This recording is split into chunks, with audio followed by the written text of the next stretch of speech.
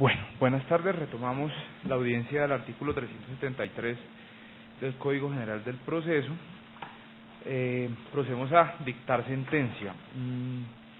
Antes de comenzar voy a hacer un control de legalidad, en el sentido de señalar que no advierto la configuración de ninguna causal de nulidad. Le pregunto a las partes, comenzando por la demandante, si advierte alguna irregularidad que aún podamos solucionar o que sea oportuna.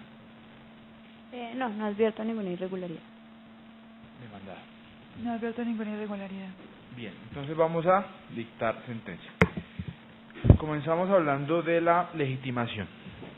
De acuerdo con el artículo 238 de la decisión 486 de 2000, el titular de un derecho protegido en virtud de esta decisión podrá entablar acción ante la autoridad nacional competente contra cualquier persona que infrinja su derecho. También podrá actuar contra quien ejecute actos que manifiesten la inminencia de una infracción.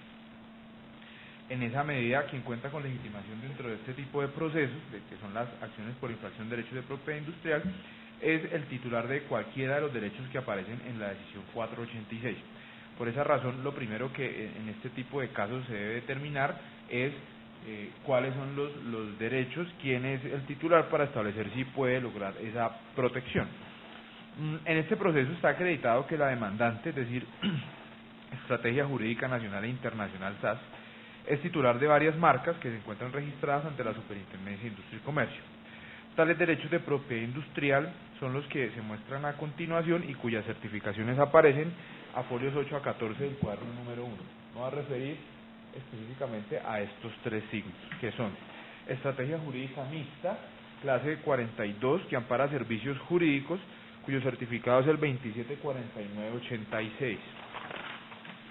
Estrategia Consultoría Internacional Mixta también, clase 42, que ampara, entre otros, servicios jurídicos, certificado 359682. Y Estrategia Mixta, clase 42, que ampara, entre otros, servicios jurídicos, certificado 283671. Para efectos del acta vamos a dejar una impresión de esta imagen que les estoy mostrando a ustedes para mejor ilustración de quien haga la consulta del expediente.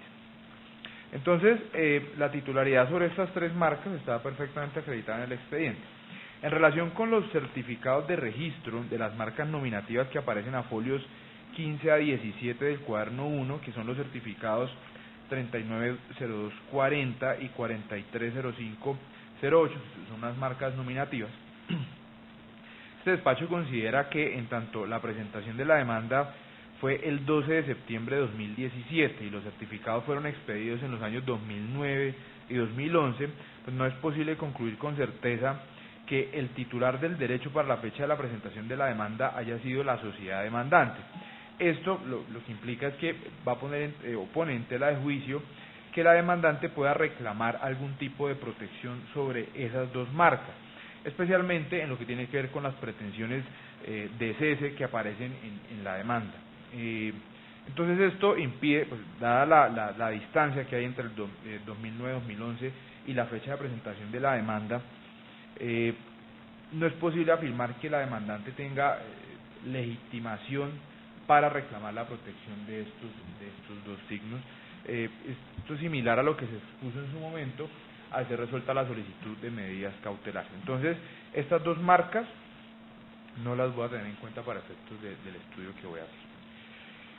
Sobre el nombre comercial, Estrategia Jurídica Nacional e Internacional Limitada, expresó la demandante en su alegato que esa titularidad se encontraba demostrada a través de diferentes pruebas, como el certificado de existencia y representación, los documentos que acreditan pago de impuestos, las constancias de pago de afiliaciones a diferentes asociaciones y copias de su facturación.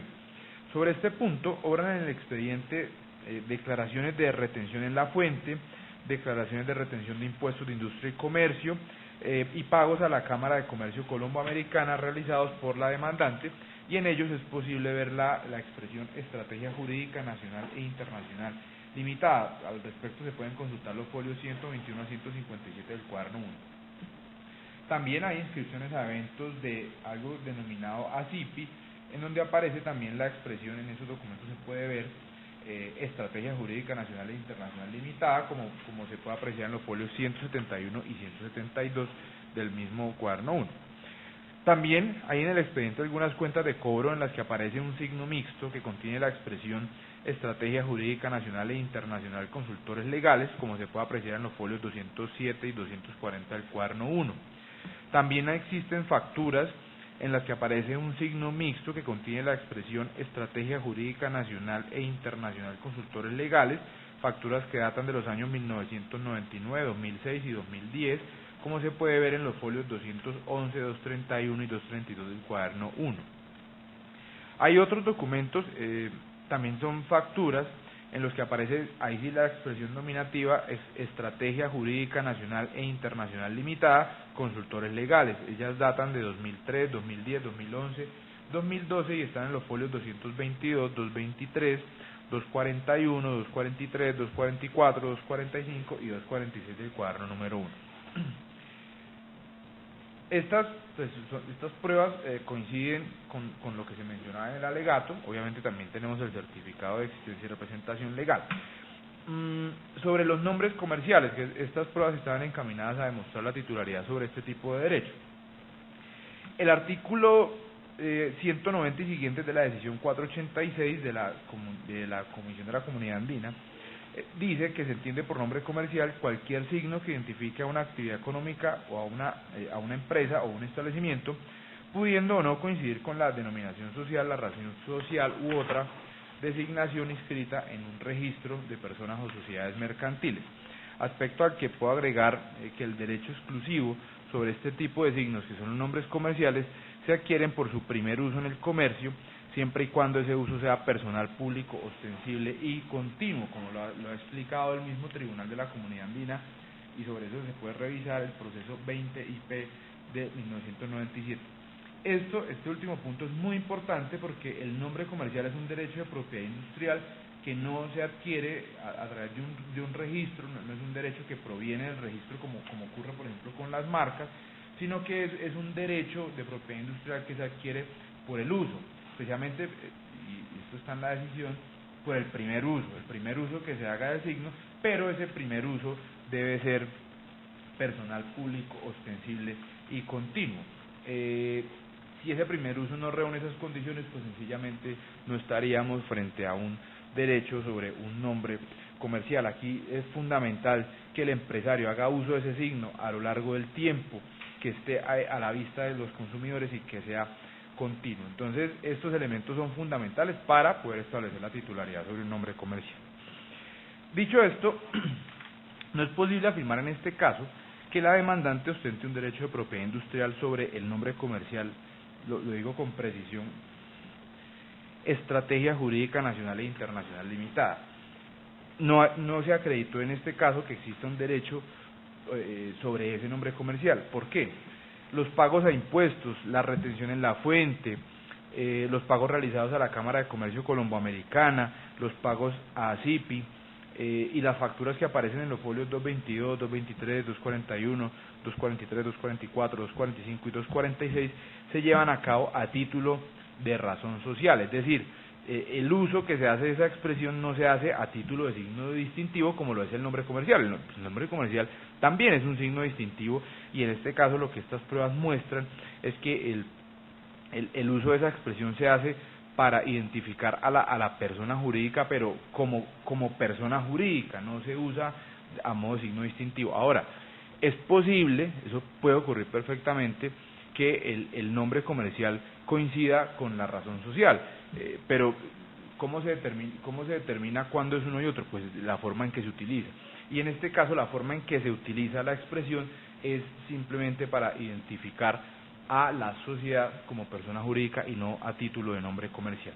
En sentido similar, debo señalar que el uso que se lleva a cabo en las cuentas de cobro y en las facturas en las que aparecen un signo nominativo sino mixto, estas pruebas no dan cuenta del carácter ostensible, el uso ostensible del signo, porque no está a la vista del transeúnte, no hay una exteriorización del uso que esté a la vista de los consumidores, ni tampoco esos documentos son suficientes para considerar que el uso se ha llevado a cabo a lo largo del tiempo de manera reiterada, de manera continua. Entonces, estas últimas pruebas que menciono no permiten establecer este tipo de circunstancias para por esa vía llegar a la conclusión de que la demandante es titular de un nombre comercial.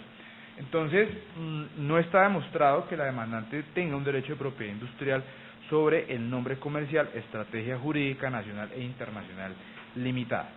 Es importante agregar aquí que muchos de los documentos que se trajeron para verificar esta circunstancia fueron allegados en inglés y sin traducción, y eso impide valorar el contenido de esos documentos a la luz del artículo 251 del Código General del Proceso. En este orden de ideas, dado que se demostró la titularidad sobre 3 de los signos, los que aparecen acá, cuya protección se reclama, pues sí es posible afirmar que la demandante tiene legitimación en este proceso, pero el análisis lo voy a limitar a esas 3 marcas que tienen en la pantalla. Pasemos entonces al análisis de la infracción. El artículo 155 de la decisión 486 contiene una serie de comportamientos a los que se puede oponer el titular de un derecho de propiedad industrial, y eso, en últimas, esa posibilidad que tiene el titular de impedir ese tipo de conductas es lo que ordinariamente uno conoce como los actos infractores. Voy a leer el que es de relevancia para este caso. El registro de una marca confiere a su titular el derecho de impedir a cualquier tercero realizar sin su consentimiento los siguientes actos: de usar en el comercio un signo idéntico o similar respecto a la marca o similar a la marca respecto de cualesquiera productos o servicios cuando tal uso pudiese causar confusión o un riesgo de asociación con el titular del registro. Tratándose del uso de un signo idéntico para productos o servicios idénticos, se presumirá que existe riesgo de confusión. Tiene entonces la norma 3 elementos. El primero, el uso en el comercio, es decir que es necesario en este tipo de procesos verificar cuál es el uso que hace el demandado del signo que se aduce infractor. Segundo, hay que verificar si ese signo es similar o idéntico a alguna de las marcas registradas cuya protección se reclama. Y tercero, hay que determinar el riesgo de confusión o de asociación entre el signo que se aduce infractor y el que se encuentra registrado. Si logramos verificar positivamente estos elementos, es decir, si establecemos que todos se configuran, pues ahí la consecuencia va a ser la que deba protegerse al titular del derecho. Vamos a agotar en ese mismo orden entonces el análisis para saber si existe o no una infracción. Comenzamos hablando del uso en el comercio. En este caso, y así quedó en la fijación del litigio, hay 3 usos distintos que ha ejecutado la parte demandada. Hay 3 formas en las que he usado el signo que se aduce infractor. Sobre la base de lo dicho al momento de contestar la demanda, especialmente al ser contestado el hecho 2.2 de la demanda, pues que fue aceptado por la parte demandada, está demostrado que Estrategias Jurídicas SAS, es decir, la parte accionada, utiliza la denominación Estrategias Jurídicas para identificar en el comercio su actividad de servicios jurídicos. Al momento de contestarse la demanda, este hecho fue reconocido. Ese es el primer uso. En este mismo sentido, teniendo en cuenta la sanción derivada de la inasistencia a la audiencia, es posible tener por cierto, conforme al hecho 2.8 de la demanda, que la demandada ha hecho uso de la imagen que aparece en los folios 6 y 7 del cuaderno 2, en donde se aprecia el uso de la expresión Estrategias Jurídicas SAS, Soluciones Jurídicas Integrales, y esa expresión se acompaña de la imagen de lo que parece ser la cabeza de un caballo, y la letra T, en una de esas palabras, es reemplazada por la imagen de una balanza. Ese es el segundo uso. También está acreditado con las pruebas mencionadas, especialmente, insisto, en la sanción que se deriva del hecho 2.8 de la demanda, que la demandada utiliza la expresión www.estrategiasjuridicas.com.co en la página web en la que ofrece sus servicios. Esto coincide con las documentales que aparecen a folios 28, 29, 31 y 32 del cuaderno 1, en donde aparecen unos pantallazos de una página web que corresponden a los mencionados también en el hecho 2.8 de la demanda. O sea, todo esto coincide perfectamente. Y teniendo en cuenta estas pruebas, es posible concluir que la demandada ha hecho uso en el comercio de la expresión estrategias jurídicas y ese uso ha tenido lugar para el ofrecimiento de servicios jurídicos tal como lo demuestran las pruebas a las que hice referencia.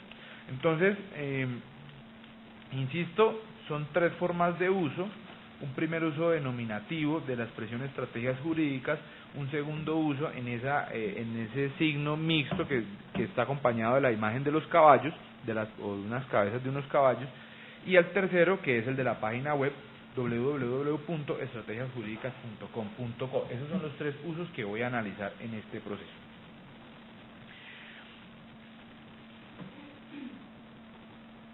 Son los que ustedes ven ahí.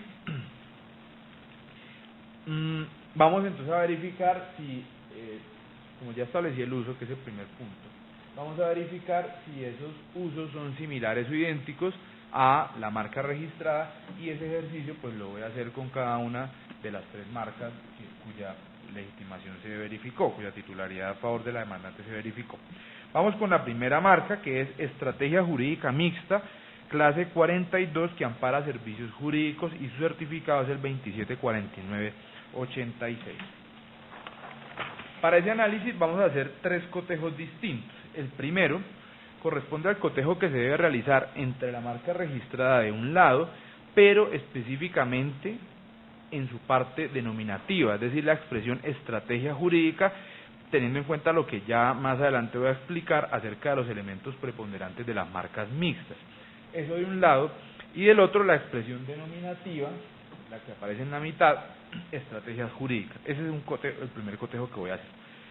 El segundo cotejo lo voy a hacer entre el elemento denominativo de la marca registrada, teniendo en cuenta lo que ya voy a explicar, y la expresión denominativa www.estrategiasjuridicas.com.co. Sin embargo, para efectos de este cotejo, el www. ni el .co.co los voy a incluir, porque estos simplemente se utilizan para poder acceder a las páginas en Internet. Esto no tiene ningún fin distintivo. De tal suerte que el elemento distintivo de esa dirección en Internet, que técnicamente corresponde a una enseña comercial en tanto que identifica un establecimiento virtual, es la expresión estrategias jurídicas. Entonces el segundo cotejo se va a realizar con la expresión estrategias jurídicas.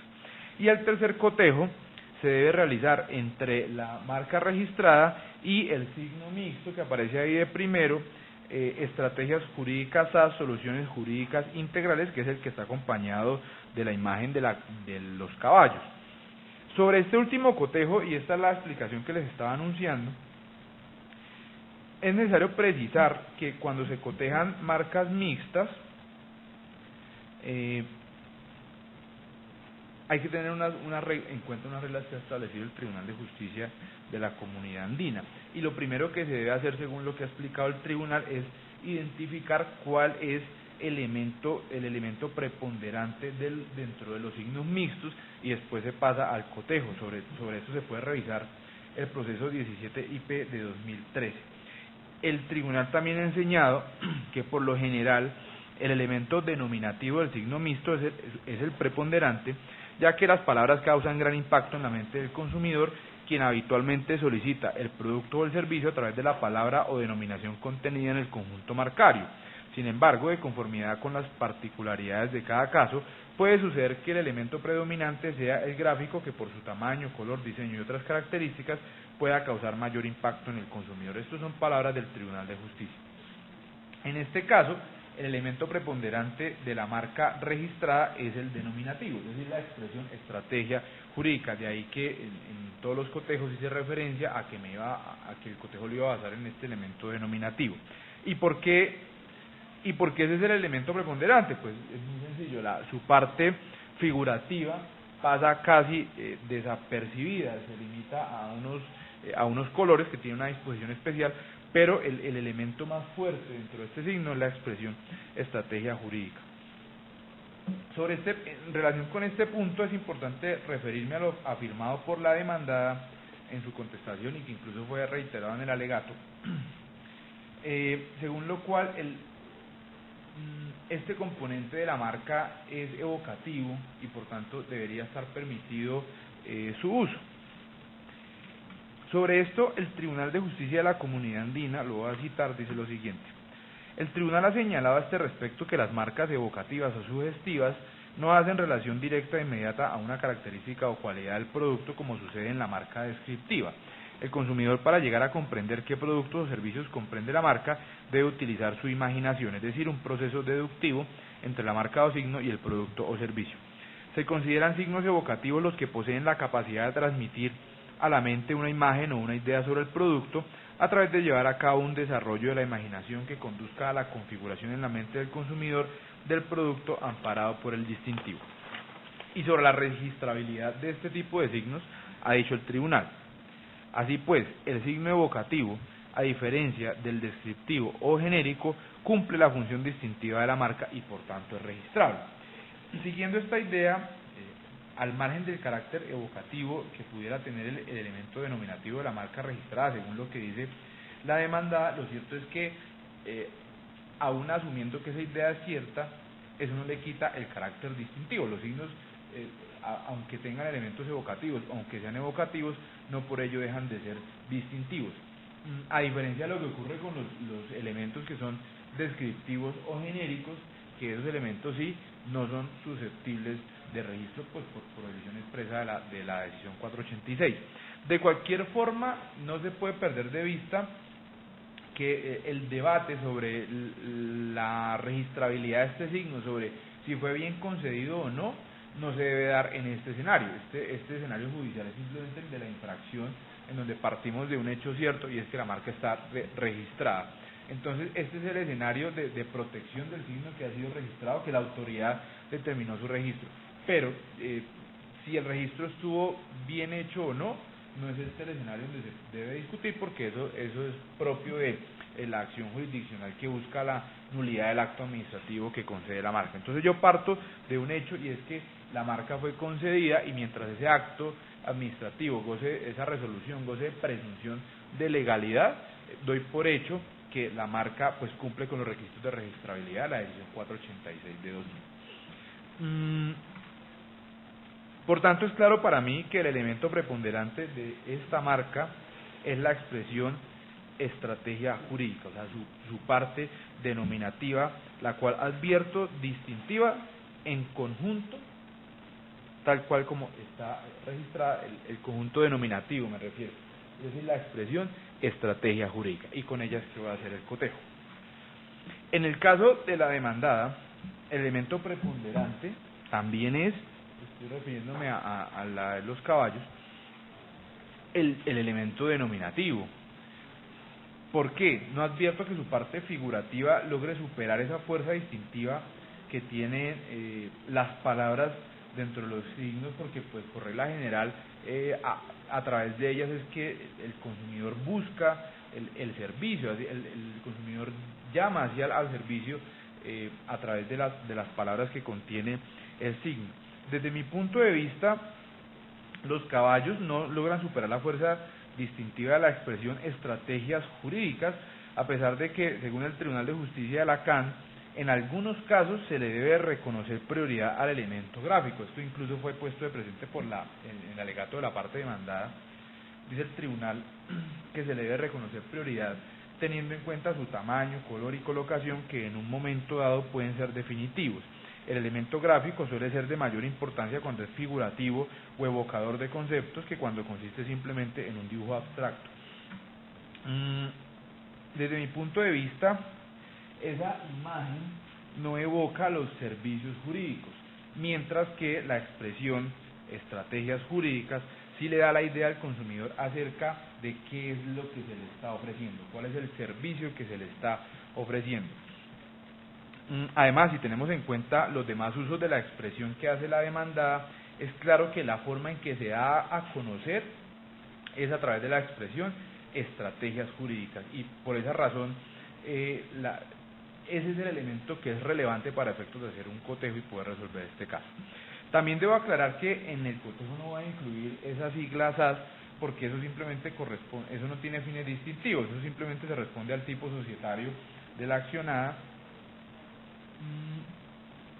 Ni voy a incluir la parte final que dice soluciones jurídicas integrales.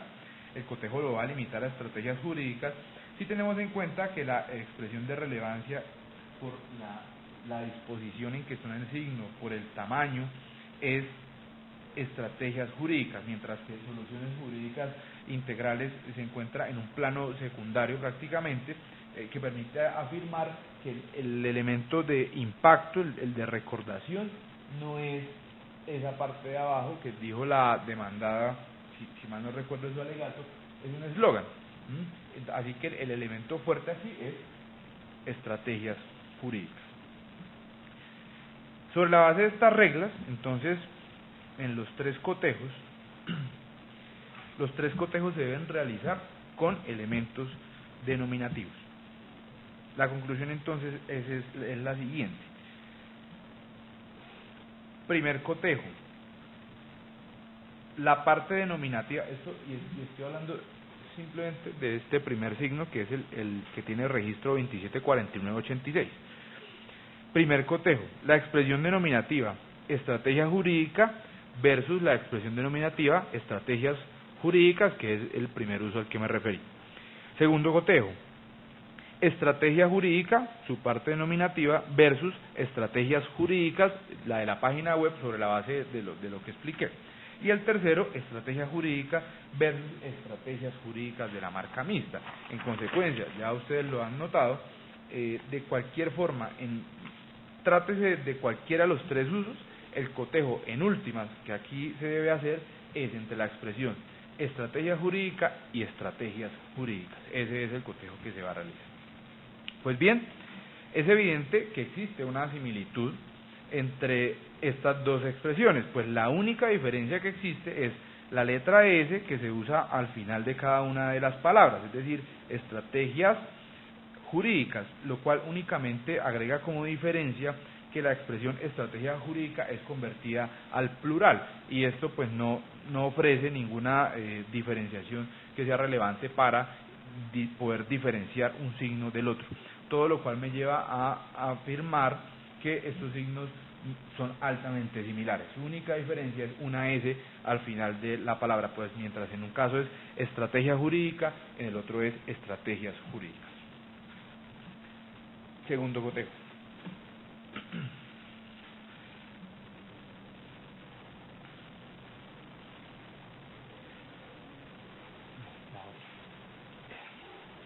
Vamos a hablar de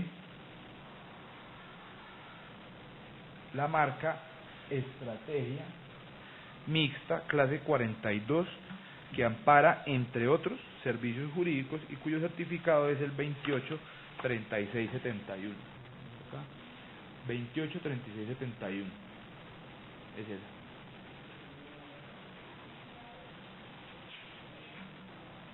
Para este cotejo vamos a tener en cuenta las mismas explicaciones que hice en el análisis anterior en lo que tiene que ver con los elementos preponderantes de las marcas mixtas. Aplicamos las mismas reglas que enseña el tribunal.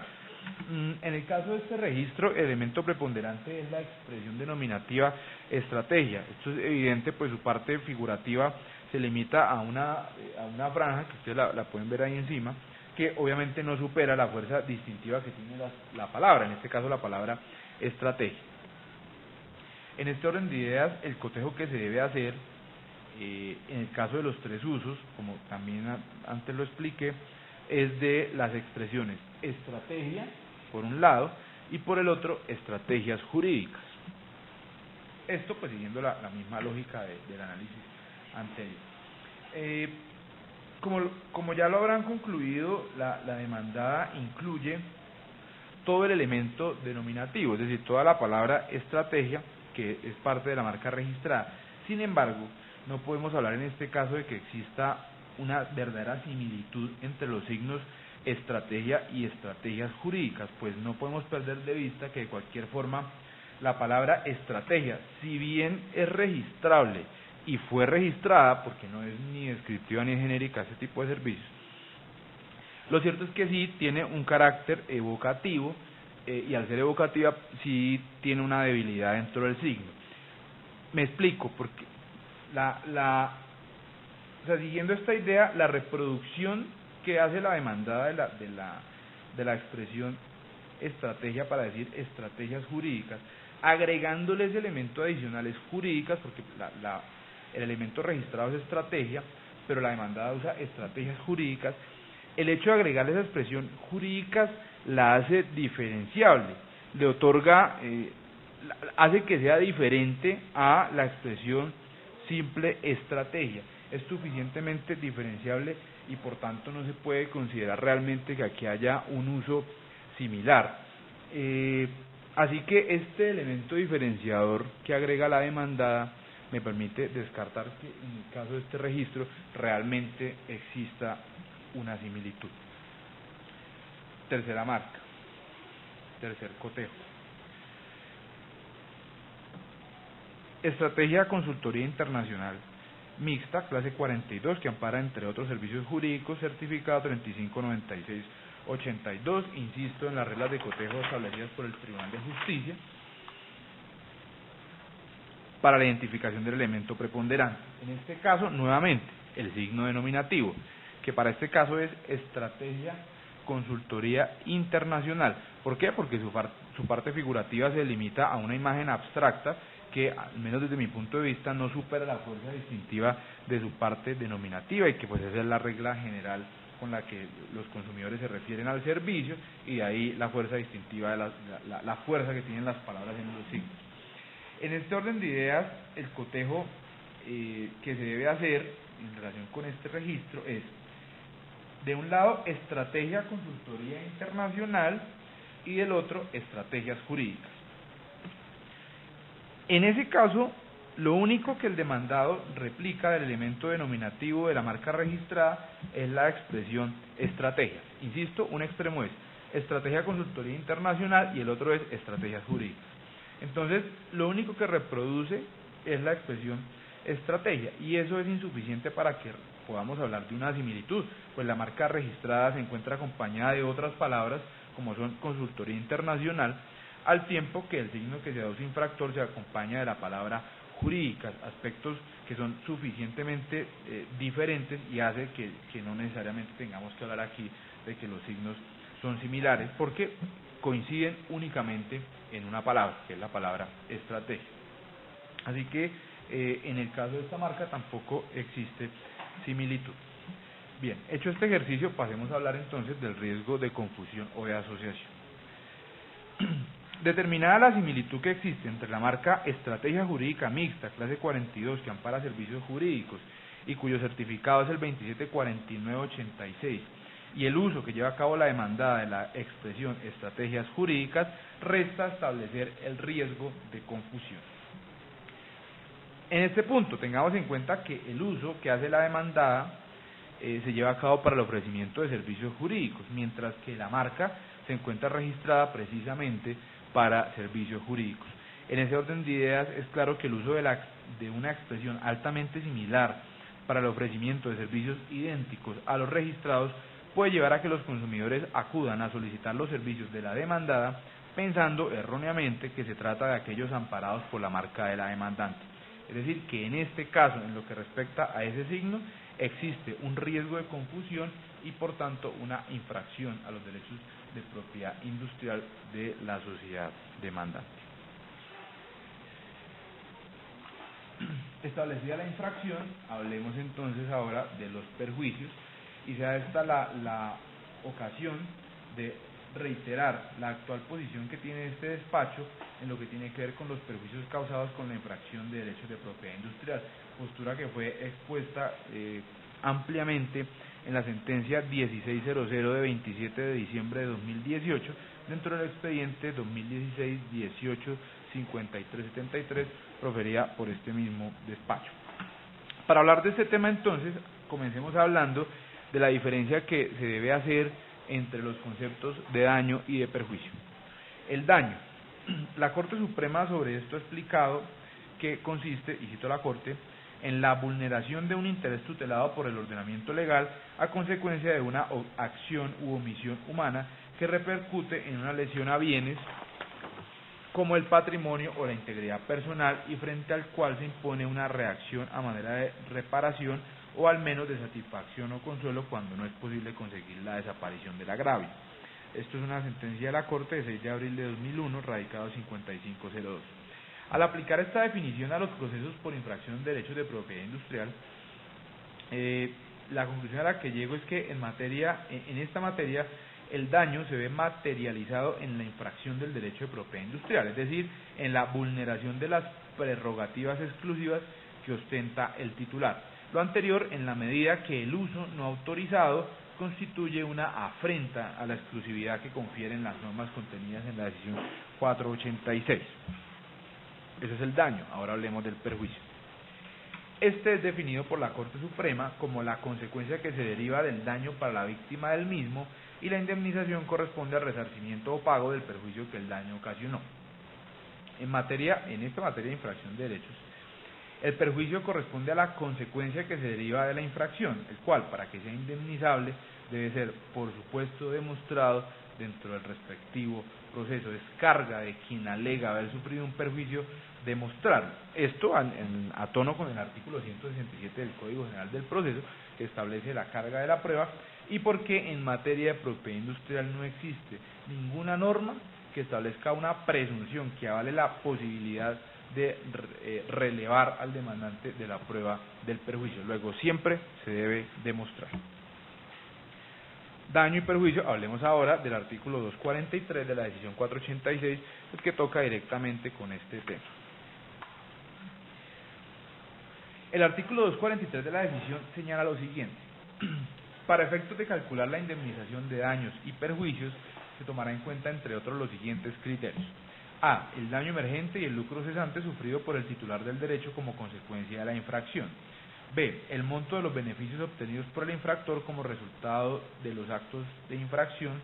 O C. El precio que el infractor habría pagado por concepto de una licencia contractual, teniendo en cuenta el valor comercial del derecho infringido y las licencias contractuales que ya se hubieran concedido.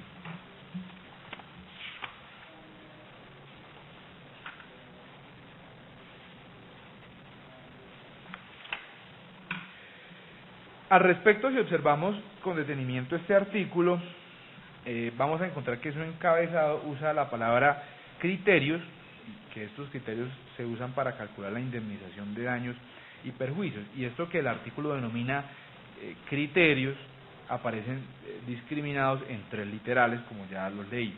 Sin embargo, el primero de estos literales hace referencia al daño emergente y al lucro cesante, lo que permite concluir que cuando la norma utiliza la palabra criterios, cuando usa esa expresión exactamente criterios, a lo que está haciendo referencia realmente es a tipologías de perjuicios, pues es claro que ni el daño emergente ni el lucro cesante son una cosa distinta a un perjuicio.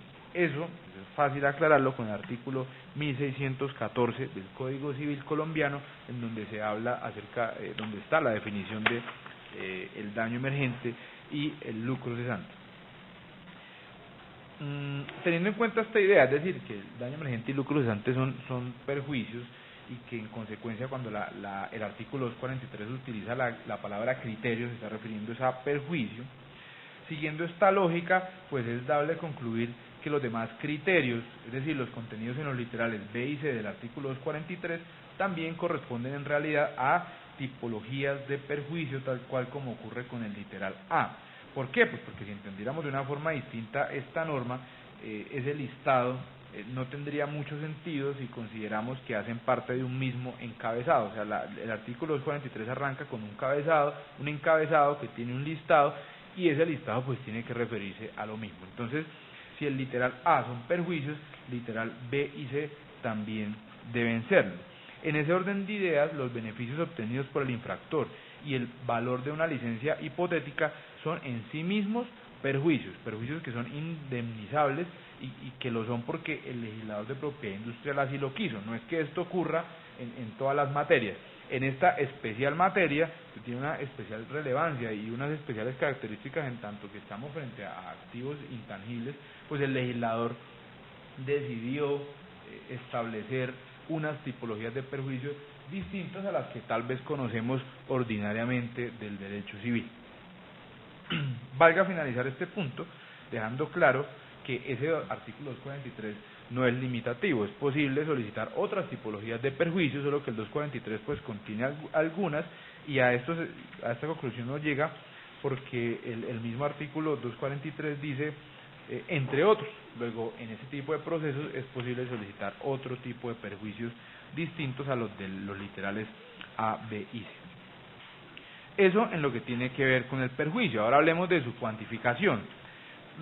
Una vez se establece la existencia del perjuicio, que siempre, insisto, se tiene que demostrar, hay que cuantificarlo después, y para ello el titular, al menos en Colombia, tiene dos opciones.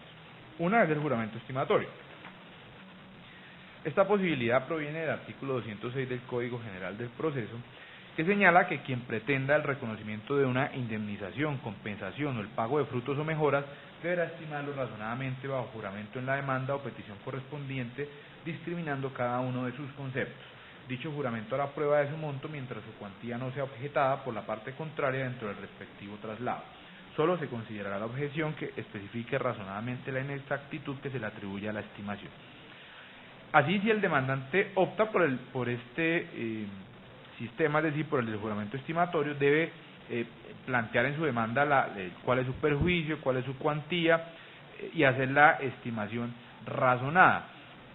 Si esa estimación razonada no es objetada, entonces queda demostrada la cuantía del perjuicio, pero si es objetada, pues bueno, ya sabemos que habrá que demostrarlo por los medios de prueba tradicionales del Código General del Proceso.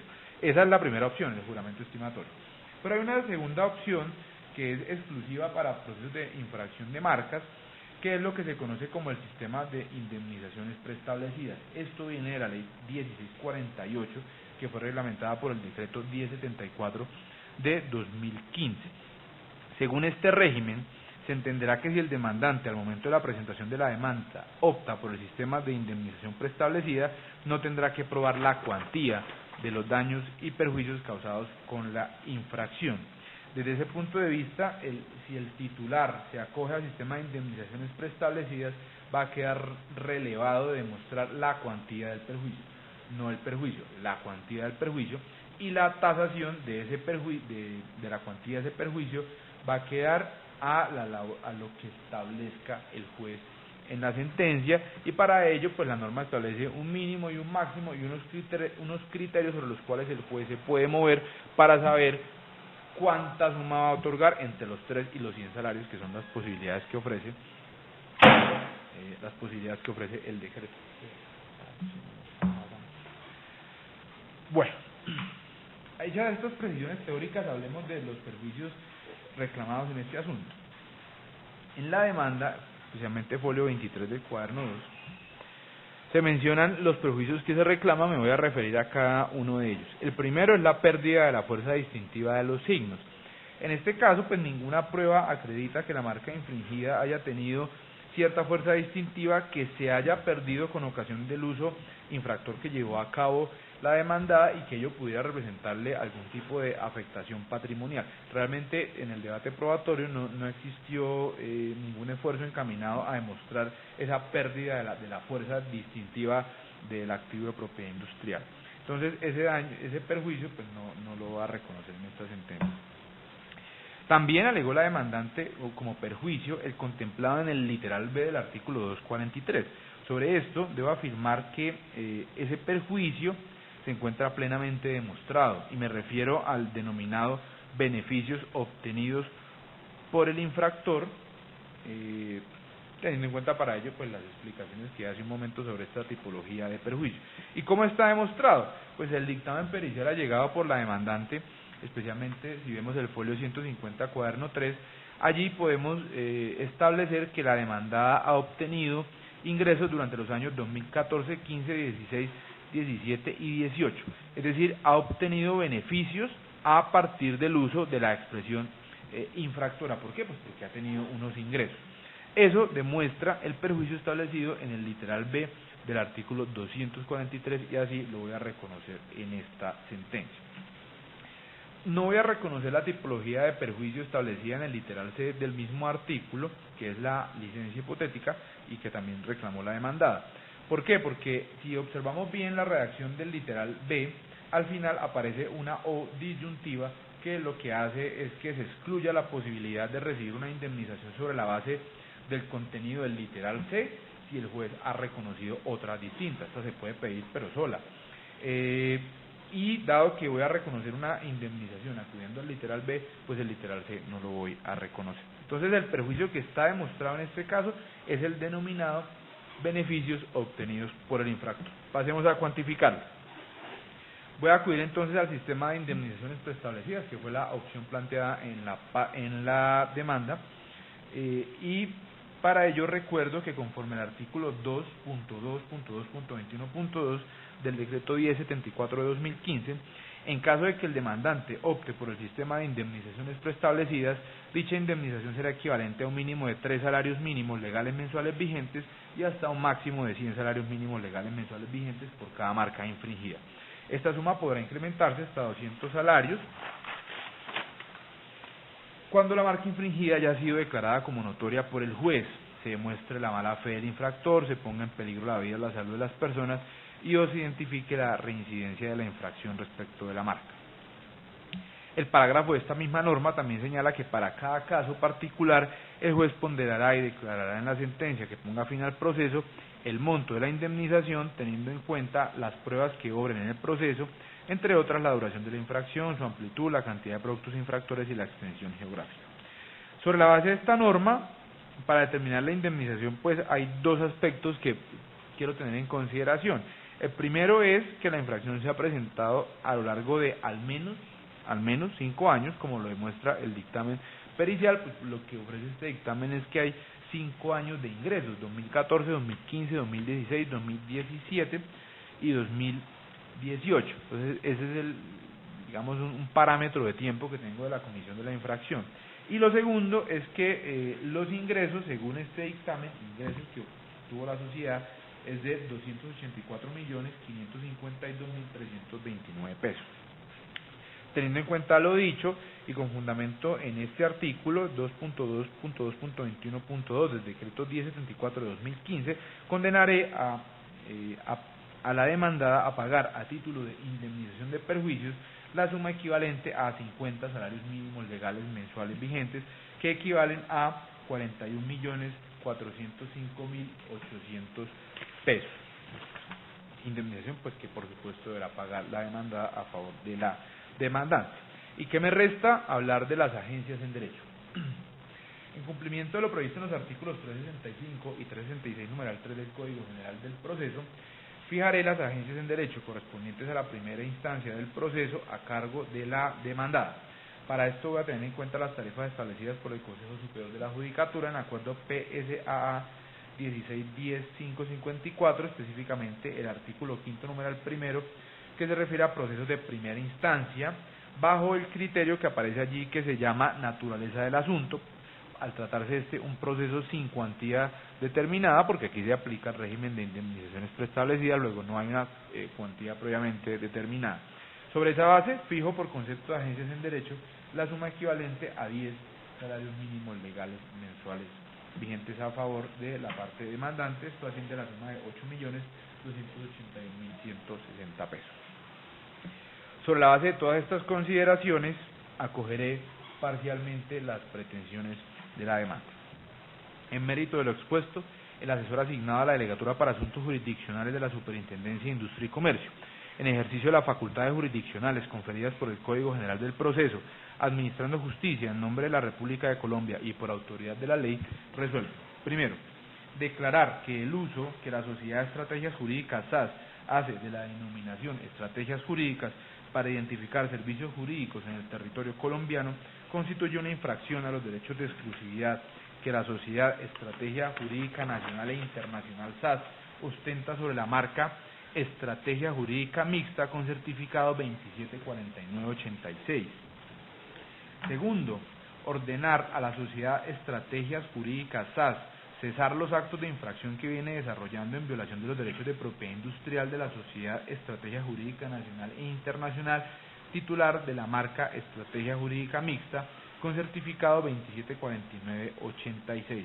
Lo anterior lo debe hacer a partir de la notificación de la presente providencia. Tercero, prohibir a la Sociedad Estrategias Jurídicas SAS usar la denominación Estrategias Jurídicas para identificar servicios jurídicos en el territorio colombiano. Lo anterior lo debe hacer a partir de la notificación de la presente providencia. Cuarto, prohibir a la sociedad Estrategias Jurídicas SAS usar la denominación estrategia jurídica en Internet, nombre de dominio, buscadores y redes sociales para identificar y anunciar servicios jurídicos. Lo anterior lo debe hacer a partir de la notificación de la presente providencia.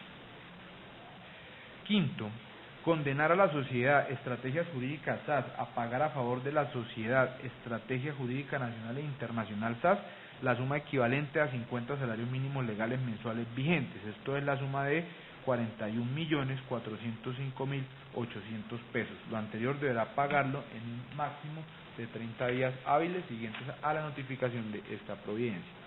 Sexto, ordenar a la sociedad Estrategias Jurídicas SAS realizar la publicación de la parte resolutiva de esta sentencia en un diario de amplia circulación. Lo anterior dentro de los 8 días siguientes a la notificación de esta providencia. Séptimo, condenar en costos a la parte demandada. Por concepto de agencias en derecho se fija la suma equivalente a 10 salarios mínimos legales mensuales vigentes. Esto es la suma de 8.281.160 pesos. Octavo, negar las demás pretensiones de la demanda sobre la base de lo expuesto en la parte motiva de esta providencia. Esta decisión queda notificada en estrados.